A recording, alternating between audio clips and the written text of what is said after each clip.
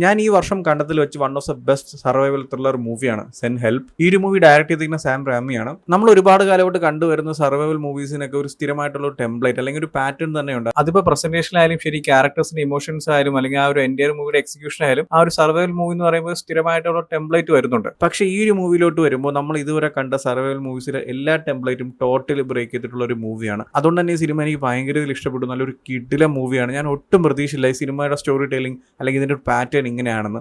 ഇതുപോലത്തെ പാറ്റേൺസ് ഇതിനു മുമ്പ് വന്നിട്ടുണ്ട്, ഇല്ല എന്നല്ല പറയുന്നത്. പക്ഷേ ഈ ഒരു സിനിമ കണ്ടുകൊണ്ടിരിക്കുമ്പോൾ ഈ സിനിമയിലെ ക്യാരക്ടേഴ്സ് ആയാലും അവരുടെ ഇമോഷൻസ് ആയാലും നമുക്ക് ഏതൊരു തരത്തിലുള്ള ഒരു കണക്ഷൻ ഫീൽ ചെയ്യത്തില്ല. നമുക്ക് ഒരാളുടെ സൈഡ് പിടിച്ച് നിൽക്കാനോ അല്ലെങ്കിൽ ഒരാളുടെ ഇമോഷനെ കണക്ട് ചെയ്യാനോ അല്ലെങ്കിൽ അയാൾ പറയുന്നതാണ് ശരി അല്ലെങ്കിൽ അയാൾ പോകുന്ന വഴിയാണ് ശരി നമുക്ക് ഒരിക്കലും പറയാൻ പറ്റത്തില്ല. അങ്ങനെ പറയുന്നെങ്കിൽ അടുത്ത പോയിന്റിൽ അത് ബ്രേക്ക് ആവും. അങ്ങനത്തെ രീതിയിലാണ് സിനിമയുടെ ക്യാരക്ടർ പോയിരിക്കുന്നത്. ഈ ഒരു മൂവിയുടെ സ്റ്റോറി എന്ന് പറയുന്നത് ലിൻഡ എന്ന് പറയുന്ന ഒരു ക്യാരക്ടർ ഉണ്ട്. പുള്ളിക്കാരി ഓഫീസിലെ കുറച്ച് ടീംമേറ്റ്സുമായിട്ട് ഒരു ബിസിനസ് ട്രിപ്പ് പോവുകയാണ്.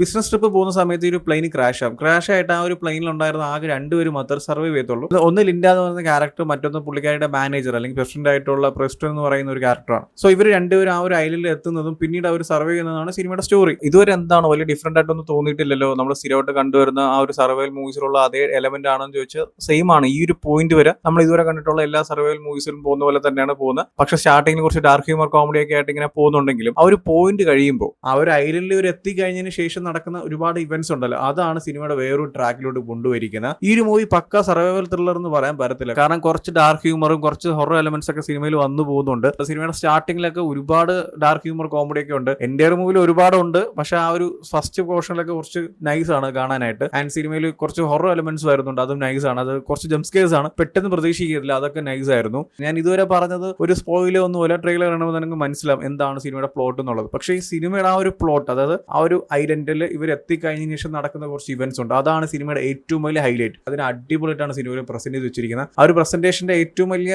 ഒരു ബാക്ക് ബോൺ എന്ന് പറയുന്ന രണ്ട് ക്യാരക്ടേഴ്സിന്റെ പെർഫോമൻസ് തന്നെയാണ്. ഒന്ന് റേച്ചൽ മെക്ഡാംസും മറ്റേത് ഒബ്രൈനാണ്. ഈ രണ്ടുപേരുടെയും പെർഫോമൻസ് ആണ് സിനിമയുടെ ഏറ്റവും വലിയൊരു ബാക്ക് ബോൺ എന്ന് വേണമെങ്കിൽ പറയാം. രണ്ടുപേരും നല്ല കിടിലൻ പെർഫോമൻസ് ആയിരുന്നു. അതിൽ എസ്പെഷ്യലി റേച്ചൽ, പുള്ളിക്കാരുടെ പെർഫോമൻസ് ഉണ്ട്. അതായത് സിനിമ സ്റ്റാർട്ട് ചെയ്യുമ്പോഴുള്ള കുറെ ഹ്യൂമർ സീക്വൻസും ഒരു കിളി പോയ പോലത്തെ ഒരു ക്യാരക്ടറാണ് മൂപ്പര്. അതൊക്കെ അടിപൊളിയാണ്. ആൻഡ് അവർ ആ ഒരു ഐലൻഡിലോട്ട് വന്നതിന് ശേഷം പിന്നീട് അവരൊരു ട്രാൻസ്ഫോർമേഷൻ അല്ലെങ്കിൽ ആ ഒരു ക്യാരക്ടർ എൻ്റയർലി വേറൊരു ലെവലിലോട്ടാണ് പോയിരിക്കുന്നത്. ഒരു കിടിലൻ ട്രാൻസ്ഫോർമേഷൻ ആണ്. നമ്മൾ ഫസ്റ്റ് കുറെ നേരം കാണുന്ന ക്യാരക്ടർ അല്ല, ആ ഒരു പോയിന്റ് കഴിഞ്ഞ് സിനിമയുടെ ഓരോ സ്റ്റെപ്പ് ബൈ സ്റ്റെപ്പ് ഇങ്ങനെ മുന്നോട്ട് പോകും തോറും ആ ഒരു ക്യാരക്ടറിൽ ഉണ്ടാകുന്ന ട്രാൻസ്ഫോർമേഷനും ആ ക്യാരക്ടർ ആറ്റിറ്റ്യൂഡും പെർഫോമൻസും അതെല്ലാം മാറും. അതൊക്കെ കിടിലമായിരുന്നു. അതുപോലെ തന്നെയാണ് ഒബ്രൈന്റെ ഒരു ക്യാരക്ടറും. പുള്ളിക്കാരനും നല്ല അടിപൊളി പെർഫോമൻസ് ആയിരുന്നു. ഒരു ചൊറിയനായിട്ടുള്ള അല്ലെങ്കിൽ മറ്റേ എന്ത് പറയാ ഭയങ്കര ഈഗോ ഒക്കെ അടിക്കുന്ന അങ്ങനത്തെ ഒരു ക്യാരക്ടർ ആയിട്ടുള്ള ഒരു സിഇഒ അല്ലെങ്കിൽ ഒരു പ്രസിഡന്റ് ആണ് മൂപ്പരുടെ പെർഫോമൻസ് അടിപൊളിയായിരുന്നു. എസ്പെഷ്യലി ഒരു സീനുണ്ട്, അത് അടിപൊളിയായിട്ടാണ് പുള്ളിക്കാരൻ പെർഫോം ചെയ്തിരിക്കുന്നത്. അതിനെക്കുറിച്ച് ഞാൻ ഡീറ്റെയിൽ ആയിട്ട് പറയുന്നില്ല. ഒരു ചെറിയൊരു സീനാണ്, ആ സീനിൽ മൂപ്പരുടെ കണ്ണിൽ നിന്ന് കണ്ണീര് വരും. അപ്പോഴത്തെ ഒരു സിറ്റുവേഷൻ അത് കിടിലോട്ടാണ് മൂപ്പര് ചെയ്തു വെച്ചിരിക്കുന്നത്. ഈ സിനിമ ഒരു പോയിന്റ് കഴിയുമ്പോൾ രണ്ട് ക്യാരക്ടേഴ്സിലോട്ട് മാത്രമാണ് മുന്നോട്ട് പോകുന്നത്. ആ ഒരു സിനിമയുടെ എൻഡ് വരെ പിടിച്ചു നിർത്തുന്ന ഈ രണ്ടുപേരുടെ പെർഫോമൻസ് ആണ്. സോ പെർഫോമൻസ് വൈസ് രണ്ടുപേരും അടിപൊളിയായിരുന്നു. ആൻഡ് ഒരു കാര്യം നിങ്ങൾ ഓർക്കുക, നമ്മൾ സ്ഥിരമായിട്ട് കണ്ടുവരുന്ന ഒരു സർവൈവൽ ത്രില്ലർ മൂവി അല്ല, സാം റാമിയുടെ മൂവിയാണ്. അതുകൊണ്ട് തന്നെ നമ്മൾ പ്രഡിക്ട് ചെയ്യുന്ന പോലെ ഒരിക്കലും സിനിമ പോകത്തില്ല. ഒരു പോയിന്റ് കഴിയുമ്പോൾ സിനിമ വേറൊരു ട്രാക്കിൽ തന്നെ പോകുന്നുണ്ട്. ആ ഒരു ട്രാക്കും അവിടുത്തെ പെർഫോമൻസും എസ്പെഷ്യലി ആ ഓരോ സീക്വൻസിന്റെ ആ ഒരു എന്താ പറയുക എക്സിക്യൂഷൻ ഒക്കെ നൈസ് ആയിരുന്നു. ആ ഒരു പ്രീ ക്ലൈമാക്സ് പോർഷൻ എന്ന് വേണമെങ്കിൽ പറയാം. ആ ഒരു പോർഷൻ എത്തിക്കഴിഞ്ഞാൽ പിന്നീട് സിനിമ ഒരു ഷിഫ്റ്റ് ചെയ്യുന്നുണ്ട്. പിന്നീട് ആ ഒരു സിനിമയുടെ എൻഡ് വരെ വേറൊരു ലീഗിലോട്ടാണ് സിനിമ പോയിരിക്കുന്നത്. ഇതുവരെ നിങ്ങൾ കാണാത്ത രീതിയിലുള്ള ഒരു പ്രസന്റേഷനോ അല്ലെങ്കിൽ നിങ്ങൾ ഇതുവരെ കാണാത്ത രീതിയിലുള്ള ഒരു ക്ലൈമാക്സ് ട്വിസ്റ്റോ അങ്ങനെയൊന്നും അല്ല സിനിമ. പക്ഷെ അതിന്റെ ഒരു പ്രസന്റേഷനും ക്യാരക്ടേഴ്സും അവരുടെ ഇമോഷൻസും അല്ലെങ്കിൽ ആ ഒരു എൻറ്റയർ മൂവിയുടെ എൻഡിങ്ങും അതൊക്കെ അടിപൊളിയായിരുന്നു. ആ ഒരു പ്രൊഡിക്ഷൻ അല്ലെങ്കിൽ ആ ഒരു സ്ഥിരം ടെംപ്ലേറ്റ് ഉണ്ടല്ലോ, അത് ഭയങ്കര രീതിയിൽ ബ്രേക്ക് ചെയ്തപ്പോൾ നൈസ് ആയിരുന്നു കാണാനായിട്ട്. ഈ സിനിമ കണ്ടുകൊണ്ടിരിക്കുമ്പോൾ നമുക്ക് ഒരിക്കലും ഒരു ഇമോഷണൽ ഒരു ക്യാരക്ടറിനോടും തോന്നത്തില്ല. ഇപ്പൊ നമ്മളൊരു